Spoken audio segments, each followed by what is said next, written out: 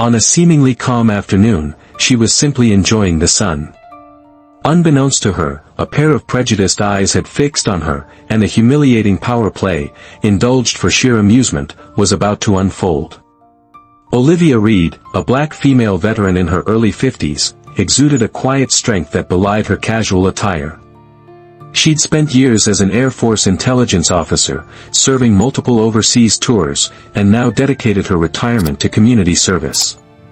Her eyes, though serene, held the sharp, intelligent gaze of a seasoned military professional.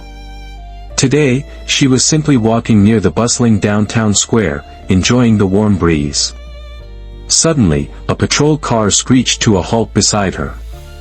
Officer Miller stepped out, a smirk playing on his lips.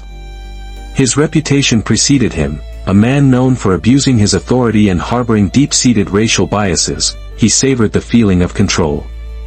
He saw Olivia, a black woman, walking with a calm confidence that, to his prejudiced mind, felt suspicious in this upscale area.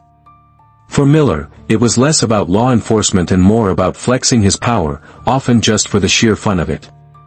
"ID, ma'am," he demanded, his voice dripping with condescension. Olivia stopped, her composure unwavering. "Officer, may I ask why I'm being stopped?" she inquired calmly. His smirk vanished, replaced by a hostile glare. "Just cooperate, or things will get difficult," he snarled, already reaching for his radio. The pleasant afternoon had taken a dark turn, purely for his twisted entertainment.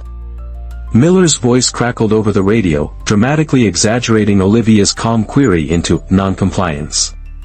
He called for backup, painting a picture of a defiant suspect. Within minutes, another unit arrived, and before Olivia could even register the absurdity, cold steel clasped around her wrists.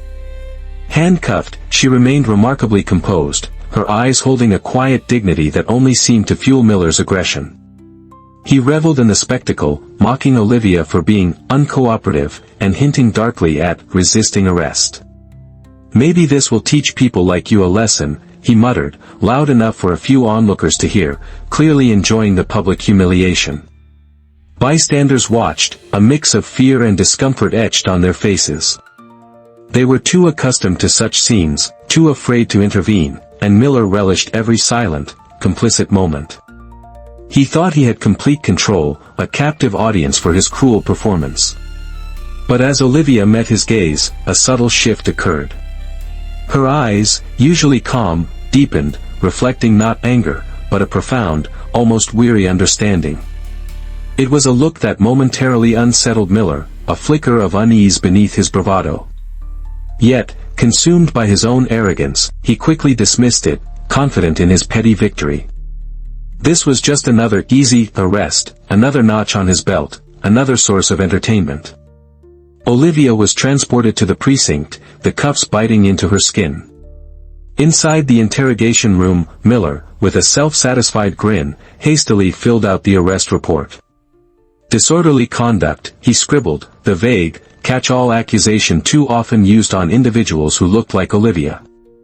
He treated the paperwork as a mere formality, confident in his narrative. Other officers in the station exchanged uneasy glances. Some recognized Olivia, a flicker of recognition in their eyes, quickly suppressed. Whispers began to spread, hushed and cautious. They'd seen her before, maybe in department newsletters or at civic events, but never like this, not in handcuffs, not behind bars. There was a palpable shift in the air, a tension that belied the routine nature of the booking process. Olivia sat in silence, her composure unwavering. There was no anger, no pleading, just a steady, calm presence that unsettled the room more than any outburst ever could. Her mind, however, was far from silent. She drifted back to her time in the Air Force, the precision of intelligence gathering, the cool logic required in high-stakes situations. The blatant disregard for facts, the arbitrary nature of her arrest, stood in stark contrast to the integrity and discipline she had lived by for years. She recalled the meticulous planning of covert operations, the absolute necessity of verified information, and the stark reality of seeing that integrity mocked for a petty power trip. A veteran, trained to serve and protect, now arbitrarily stripped of her freedom. The irony, bitter and sharp, settled deep within her. As the booking process continued, a subtle but significant change began to sweep through the station. A diligent civilian clerk, meticulously cross-referencing arrest details, paused at Olivia Reed's file. The name itself wasn't immediately striking, but then she saw the attached photo, a younger Olivia, radiant in her Air Force uniform, standing beside a distinguished-looking man in a full-dress uniform.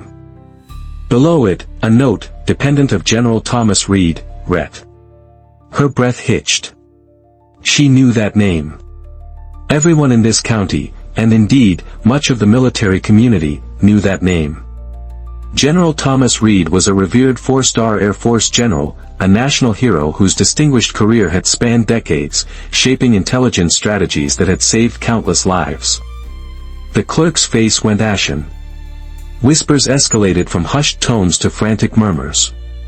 Officers who had previously dismissed Olivia now stared, their faces a mixture of disbelief and growing dread. The general's daughter? She's his daughter. The question hung heavy in the air.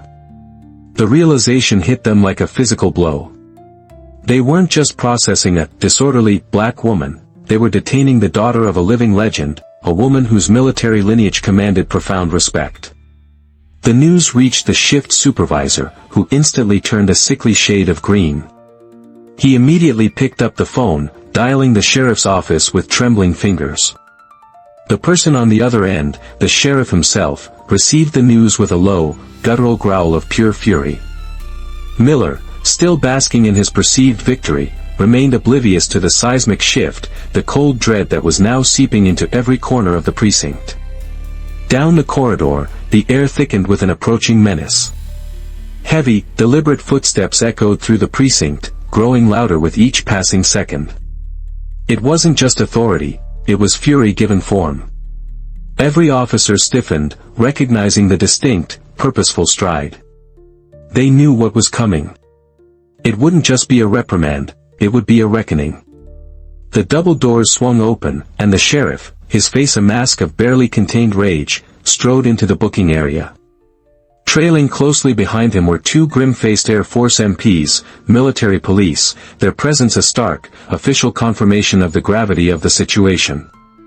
The sheriff's eyes, sharp and accusatory, immediately locked onto Officer Miller. Miller's triumphant smirk dissolved, replaced by a look of bewildered terror as he finally grasped the monumental error he had made. The sheriff ignored him completely, his gaze fixed on Olivia.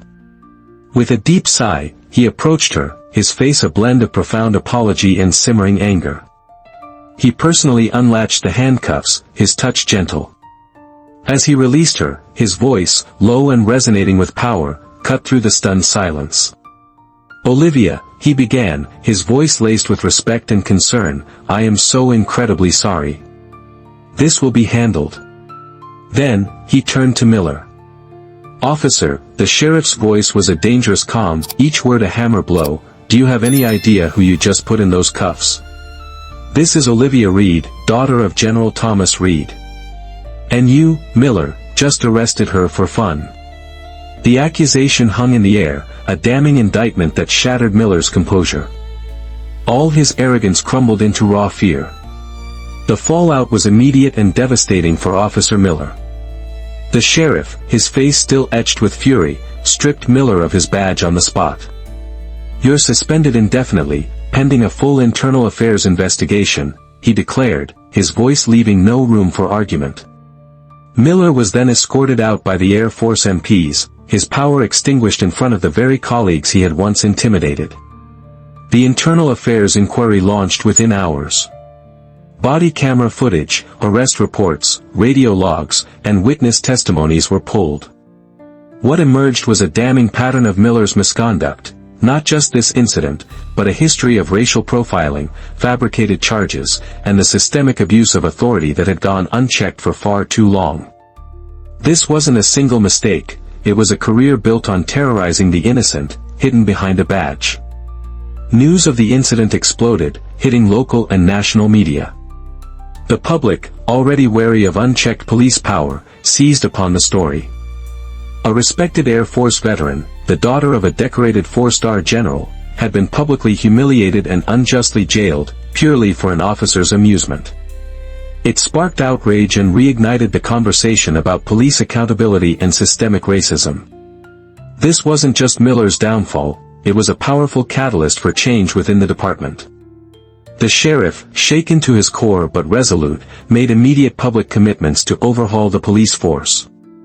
The incident exposed the festering wound of unchecked authority, forcing the department to confront its failures head-on and signaling a desperate need for profound transformation. In the wake of the scandal, the sheriff moved swiftly and decisively. Mandatory bias training was immediately introduced for all officers, emphasizing cultural sensitivity and de-escalation techniques. An independent civilian oversight committee, composed of community leaders, civil rights advocates, and veterans representatives, was established to review citizen complaints and police conduct, injecting much-needed transparency into the system. But the most powerful voice for change belonged to Olivia Reed herself. Despite the trauma, she refused to remain silent. As a veteran, she understood the weight of honor and the importance of speaking truth to power. She spoke at city council meetings, appeared on national news programs, and addressed forums for veterans and civil rights groups. Her voice, calm and clear, resonated with an undeniable authority born of military discipline and personal conviction. Olivia didn't seek vengeance, she sought justice. "This wasn't just about me," she often stated, her words echoing with profound impact. "It's about every person who's been silenced, every veteran whose service has been disrespected, every citizen who's faced injustice because of the color of their skin. Our service is a promise to uphold freedom and justice for all." Her powerful message transcended the individual incident, becoming a rallying cry for broader reform. The police department also partnered with the Department of Veterans Affairs, VA, to better understand the unique challenges faced by veterans, implementing new protocols for interacting with service members. This was more than just a departmental correction, it was a societal affirmation of the values of respect and equity, demanding that those who serve our nation are afforded the dignity they deserve. Olivia Reed's quiet strength ultimately sparked a revolution within the local police department and beyond. Her story, amplified by the unwavering support of her father, General Thomas Reed, inspired countless individuals who had suffered similar injustices to come forward. Their collective testimonies formed an irresistible wave, forcing a deeper reckoning with systemic issues of racism and abuse of power. The reforms implemented were not just cosmetic, they represented a genuine shift in culture and accountability. The story of Olivia, the veteran whose dignity was challenged but never broken, served as a powerful reminder: true power does not reside in a badge or position, but in unwavering integrity, quiet courage, and the relentless pursuit of justice. It emphasized that prejudice and the abuse of authority can temporarily overshadow truth, but ultimately, the principles of honor and equity will prevail. Olivia's journey became a beacon, illuminating the path forward for a society striving for true equality and respect for all its members, especially those who have sacrificed so much for its freedoms. Her unwavering spirit, forged in the crucible of military service, stood as a testament to the enduring values of the armed forces: discipline, honor, and an unshakable commitment to what is right. It was a poignant reminder that the sacrifices made by veterans, both on and off the battlefield, must always be met with profound respect, not casual contempt. If Olivia's quiet strength sparked a revolution, proving that true power isn't in a badge, but in unwavering integrity, what can we all achieve? If her story moved you, comment "respect" below. Share this video, subscribe to our channel, and let's continue to fight for a world where honor is always recognized, and justice prevails.